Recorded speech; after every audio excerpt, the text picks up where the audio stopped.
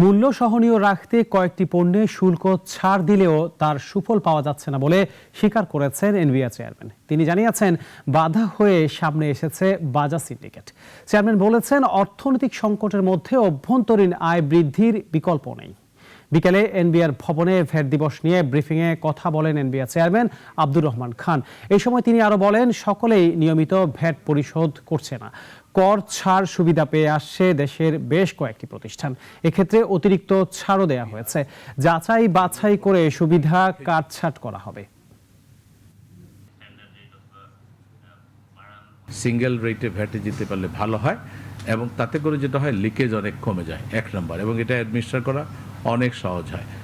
আমরা ডেফিনেটলি সেদিকে চেষ্টা করব, এবং যেই জায়গাগুলোতে আমাদের ছাড় দেওয়া আছে সেগুলো আমরা ধীরে ধীরে তুলে দেওয়ার চেষ্টা করব।